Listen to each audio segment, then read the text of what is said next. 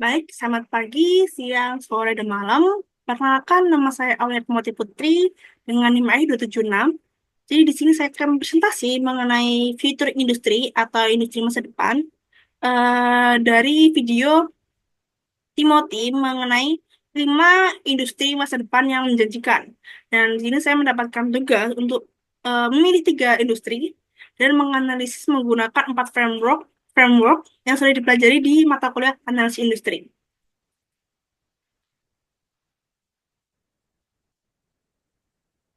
Perubahan dunia yang semakin cepat, teknologi serta ilmu pengetahuan berkembang menciptakan peluang baru yang belum pernah ada. Dan 3 industri masa depan yang menarik bagi saya sendiri ada cryptocurrency, artificial intelligence atau teknologi AI, serta bioteknologi yang merupakan motor perubahan besar yang akan membentuk apa akan membentuk cara hidup, bekerja dan juga berinteraksi di masa depan. Nah, untuk menganalisis strategi ketiga industri tersebut ini saya menggunakan 4 framework diantaranya ada Pestle, Porter First, Frio dan juga SWOT Analyze. Oke, yang pertama, sorry sebelumnya pada framework ini yang pertama ada Pestle framework itu menganalisis lingkungan makro. Di antaranya itu ada politik, ekonomi, sosial, teknologi, lingkungan, juga hukum. Dan untuk uh, Porter Five Force itu analisis kompetensi dan struktur industri. Dan untuk Frio itu evaluasi keunggulan kompetitif yang berbasis sumber daya. Dan sedangkan SWOT itu mengidentifikasi kekuatan, kelemahan, peluang, dan juga ancaman. Oke, yang pertama ini ada tentang cryptocurrency industri. Kenapa sih industri itu menarik menurut bagi saya? Jadi di era digital saat ini nih masih banyak orang yang skeptis mengenai cryptocurrency. Nah, industri ini nih menjadi hal yang menarik bagi saya karena mereka menawarkan kesempatan revolusioner dalam sistem keuangan global melalui prinsip desentralisasi, tingkat keamanan tinggi dari teknologi blockchain, serta transparansi transaksi. Nah, potensi dalam menghilangkan perantara keuangan tradisional seperti bank, serta kemampuan dalam memfasilitasi transaksi lintas negara secara efisien, terutama dalam kondisi darurat. Oke, framework yang pertama ini saya gunakan adalah Pestle. Di Pestle framework ini, pertama ada politikal, politikal itu politik. Di industri ini tuh sangat dipengaruhi oleh keputusan politik. Regulasi terhadap cryptocurrency ini berbeda-beda. Nah, berbeda-beda di setiap negaranya. Contohnya tuh kayak di US, eh mereka tuh sudah mulai mempersiapkan kerangka hukum untuk kripto. Nah, sementara di Cina sendiri bahkan em, mereka di sana tuh pemerintah pemerintah sana tuh masih melarang sepenuhnya aktivitas kripto atau crypto activity meskipun kripto ini sudah dianggap sebagai properti. Nah, hal ini tuh membuat ketidakpastian hukum yang berpengaruh pada investor dan perusahaan kripto base. Untuk di ekonominya, cryptocurrency menjadi alternatif investasi dengan tingkat pengembalian tinggi meskipun volatile. Bukan hanya itu aja, kripto ini juga berperan sebagai penyimpan nilai dan melindungi inflasi, terutama untuk negara dengan inflasi tinggi. Contohnya negara kita. Oke, lanjut. Di eh, sosial ini sendiri meningkatkan kesadaran masyarakat terhadap kontrol finansial. Pribadi mendukung adopsi kripto. Namun pada kurangnya pemahaman masyarakat nih, serta stigma terkait aktivitas ilegal menjadi penghambat penggunaan yang lebih luas. Di teknologinya, teknologi blockchain merupakan inti dari kripto. Inovasi seperti smart contract atau Ethereum, terus ada NFT, DeFi, dan layer to scaling solution itu meningkatkan fungsi kripto sendiri secara signifikan. Dan di environmental atau di lingkungannya sendiri, isu energi yang timbul karena mini activity secara khusus Bitcoin yang menghabiskan energi dalam jumlah besar. Nah, hal ini tuh mendorong inovasi seperti konsensus proof of stake atau POS yang lebih hemat energi. Dan terakhir itu ada legal untuk hukumnya sendiri. Eh, ketidakpastian hukum menciptakan risiko untuk investor dan juga pengguna. Nah, masalah yang muncul di antaranya ini biasa perlindungan investor, TC atau AML, dan juga status hukum berbagai aset kripto. Oke, next ada Porter Five Force. Dari ancaman pendatang baru maksud saya, masih dibilang ancaman pendatang baru di sini bisa bisa dibilang tinggi. Dikarenakan teknologi blockchain ini open source memungkinkan semua orang tuh untuk membuat koin atau token baru. Nah, tapi pembangunan kepercayaan dan komunitas yang kuat ini masih menjadi prioritas utama. Untuk daya tawar pemasok, misalnya daya tawar pembeli, itu juga bisa dibilang tinggi dikarenakan pelanggan ini masih memiliki banyak alternatif di pasar. Dari Bitcoin hingga ribuan altcoin. Nah, jika sebuah platform ini tidak efisien, maka pengguna ini bisa dengan mudahnya berpindah ke alternatif yang lain. Dan untuk daya tawar pemasok ini juga daya tawar pemasok ini dibilang rendah karena pada konteks ini nih pemasok ini mencakup pengembangan perangkat lunak atau software dan penyedia layanan infrastruktur. Nah, karena banyaknya penyedia dan bersifat open source, maka daya tawar mereka ini tidak terlalu dominan.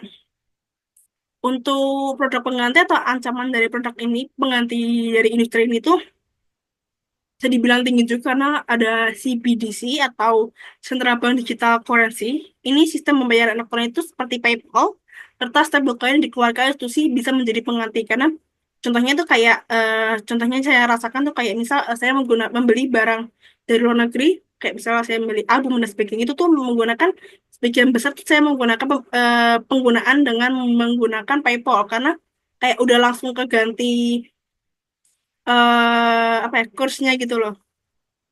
Terus juga di persaingan industri. Nah, persaingan industri ini di industri cryptocurrency ini juga masih sangat tinggi di proyek blockchain dan token tuh berusaha merebut perhatian serta dana dari user serta investor.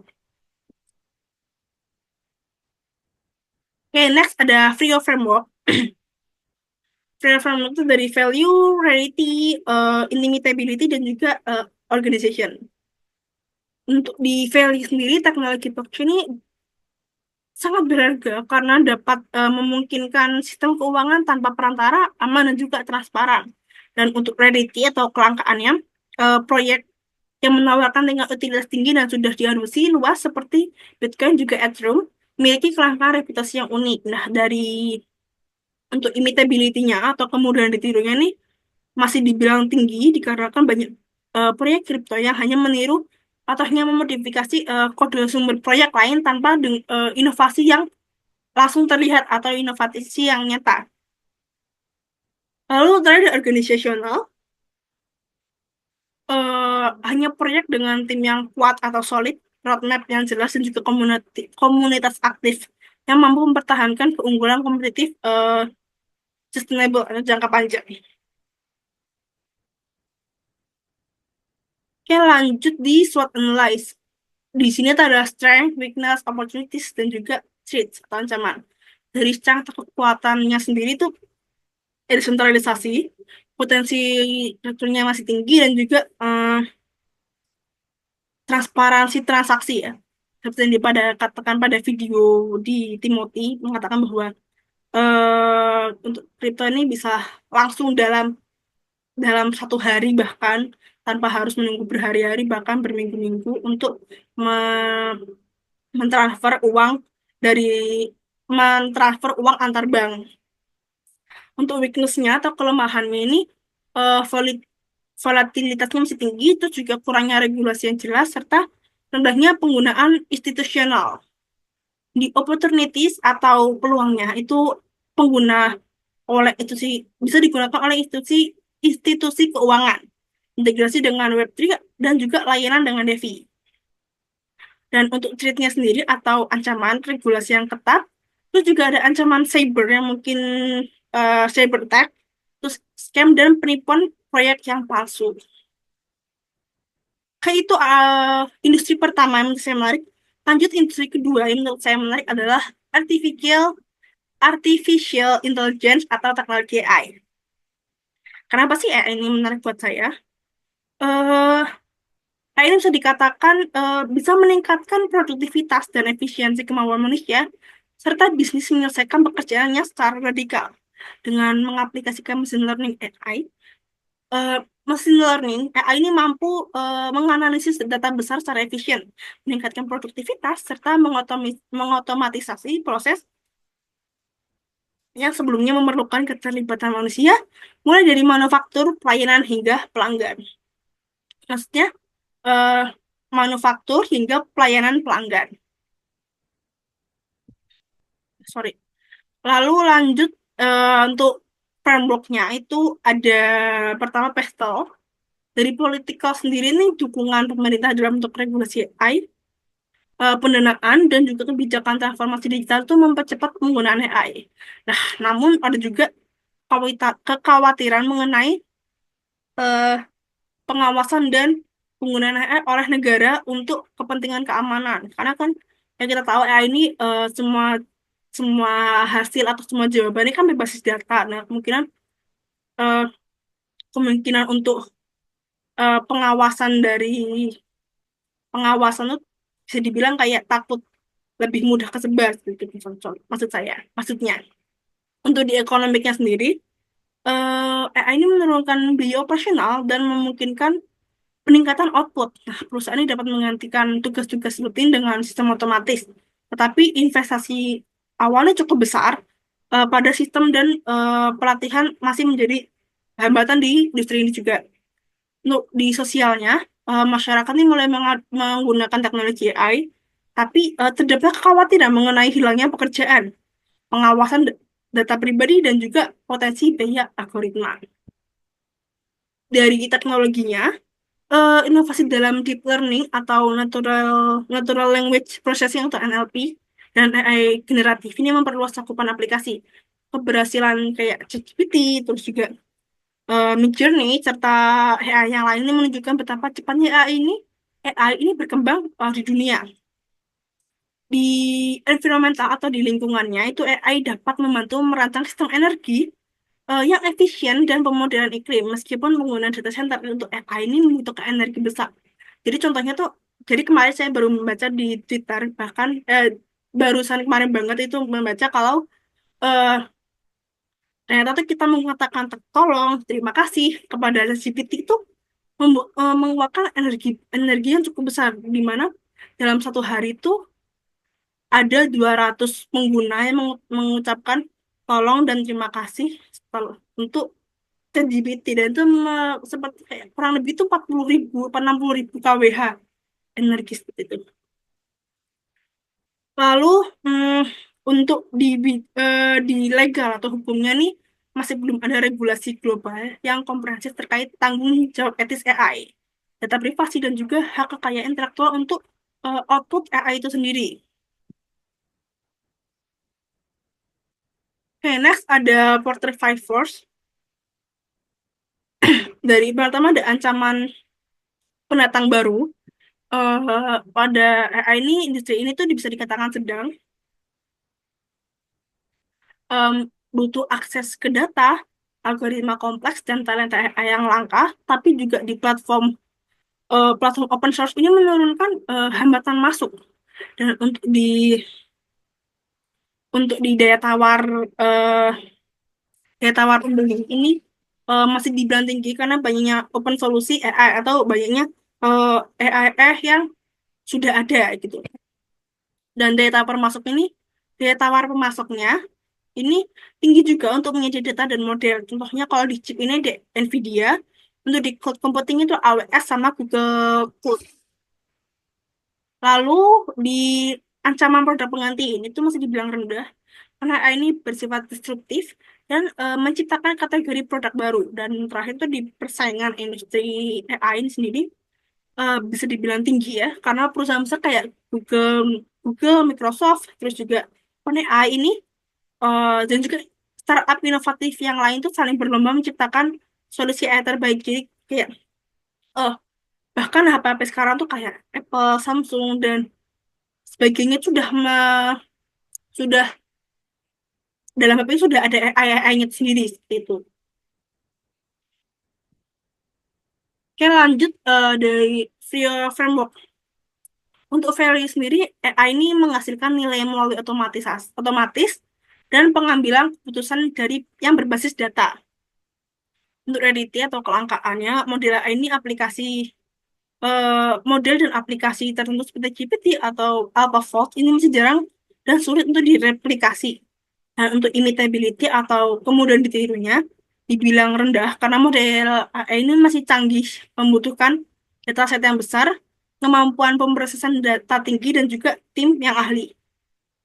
Dan untuk organisasionalnya, tuh perusahaannya mampu mengelola data, talenta, dan juga strategi AI dapat mempertahankan keunggulan kompetitif. Oke, lanjut di SWOT analysis. Ada strength, weakness, opportunities, and threats. Dari strength-nya sendiri, efisiensinya masih dibilang tinggi, skalabilitas serta kemampuan adaptif. Untuk weakness atau kelemahannya itu di sini biaya pengembangannya itu besar, terus juga butuh data banyak serta bisa menyebabkan resiko bias. Dan untuk opportunities atau peluang itu sendiri, optimis, optimati, optima, optimatisasi, otomatisasi di semua sektor, inovasi produk, layanan yang berbasis AI, dan untuk di threat atau ancamannya sendiri itu regulasinya masih ketat, terus penyalahgunaan AI dan juga resistensi tenaga kerja yang tergantikan.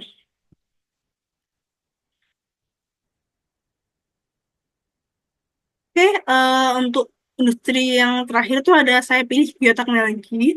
Kenapa bioteknologi? Dikarenakan menurut saya bioteknologi ini masuk dalam industri masa depan yang sangat menjanjikan karena berhubungan langsung dengan kebutuhan dasar manusia, terutama kesehatan dan juga pangan.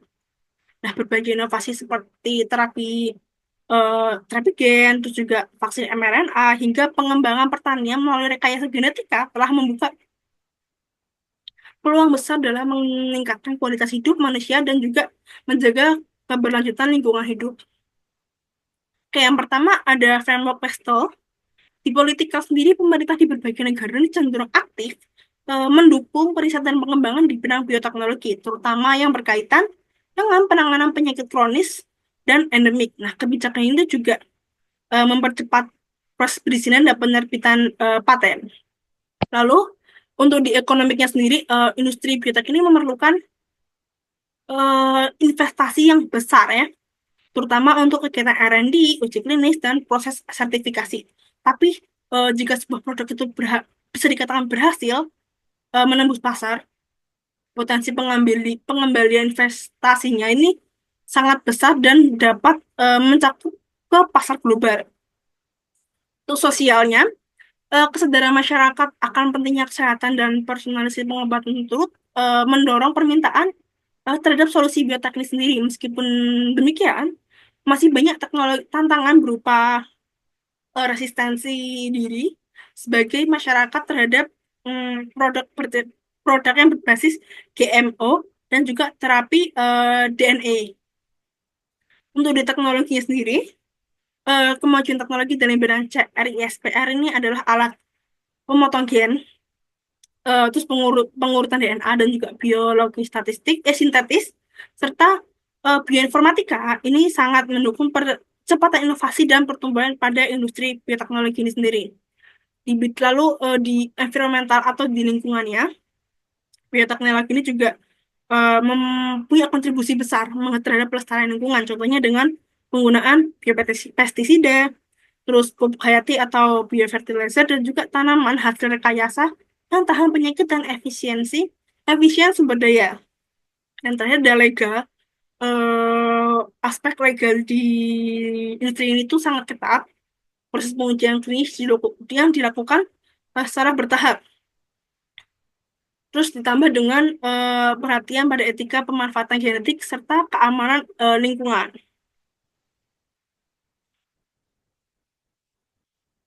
Lanjut di quarter five force, ini dari ancaman pendatang baru ya, bisa dibilang relatif rendah karena untuk masuk ke industri ini bukan hal yang mudah untuk Karena melihat membutuhkan biaya R&D yang tinggi serta proses perizinan yang panjang serta kompleks. Untuk daya tawar pembeli ini masih sangat rendah juga karena pasien dan tenaga medis umumnya tidak memiliki banyak alternatif selain menggunakan produk biotek tertentu, terutama untuk penyakit yang serius atau spesifik. Dan daya tawar pemasok ini cenderung tinggi karena perusahaan ini sangat ketergantungan pada penyedia alat laboratorium yang canggih, bahan kimia khusus, dan juga tenaga ahli yang jumlahnya itu terbatas. Lalu ancaman produk pengganti. Untuk ancaman produk pengganti ini juga bisa dibilang masih rendah ya. Karena untuk banyak penyakit, solusi berbasis bioteknologi ini merupakan satu-satunya atau pilihan yang terbaik yang tersedia. Dan untuk persaingan di industri ini nih, eh, bisa dibilang sedang hingga tinggi. Itu tergantung pada area spesifikasinya. Contohnya kayak onkologi itu pengobatan kanker itu yang memiliki banyak perusahaan bersaing tuh baik dari skala startup ataupun korporasi yang besar. Untuk di framework Vio ini dari value sendiri, bioteknologi sih bioteknologi ini menawarkan solusi konkret terhadap permasalahan besar di bidang kesehatan dan dampaknya bisa bersifat jangka panjang. Untuk rarity atau kelangkaan itu sendiri, produk biotek ini yang berhasil umumnya dipatenkan dan tidak mudah ditiru oleh kompetitor yang menjadikan itu tuh aset langka. Lalu di imitability atau kemudahan ditirunya nih sangat-sangat sulit ditiru ya pada industri ini. Selain teknologinya yang kompleks, pengembangan produk biotek ini memerlukan waktu yang panjang dan juga uji klinis yang ketat. Untuk di organisasionalnya atau organisasinya itu perusahaan-perusahaan besar di bidang bioteknologi ini biasanya memiliki sistem manajemen R&D yang kuat dan dukungan finansial untuk jangka panjang, serta sistem perlindungan paten yang terorganisir dengan baik. Oke, yang terakhir ada SWOT analysis di industri bioteknologi. Yang pertama ada strength. Strength dari industri ini itu tingkat inovasinya masih tinggi, terus potensi dampak sosial yang besar, serta kepemilikan teknologi yang dilindungi paten. Untuk kelemahan atau weakness-nya ini di waktu pengembangan produk, karena membutuhkan waktu yang panjang, serta risiko tinggi dalam proses uji klinis dan biayanya yang sangat besar. Lalu di opportunities atau peluang, tren personalisasi pengobatan dan meningkatnya permintaan pasar global di sektor kesehatan membuka banyak ruang ekspansi. Dan untuk terakhir itu di threat atau di ancamannya itu resiko kegagalan satu uji klinis. Terus juga tantangan etika dalam memanipulasi genetik serta potensi baru. Baik, jadi itu eh, tiga industri yang menurut saya menarik untuk di masa yang akan datang. Kenapa sih saya pilih ini menunjukkan potensi yang luar biasa dalam menciptakan kekayaan bagi individu atau investor institusional. Analisis dari masing-masing firm ini memberikan wawasan yang menyeluruh mengenai kekuatan, tantangan, dan peluang dari masing-masing industri itu sendiri. Dengan adanya analisis yang saya buat ini, saya harap ahli ini akan merumuskan strategi investasi, kebijakan publik, dan juga arah bisnis untuk jangka panjang dalam ekosistem di industri yang di masa yang akan datang. Baik, sekian presentasi dari saya. Mohon maaf jika ada salah kata. Terima kasih.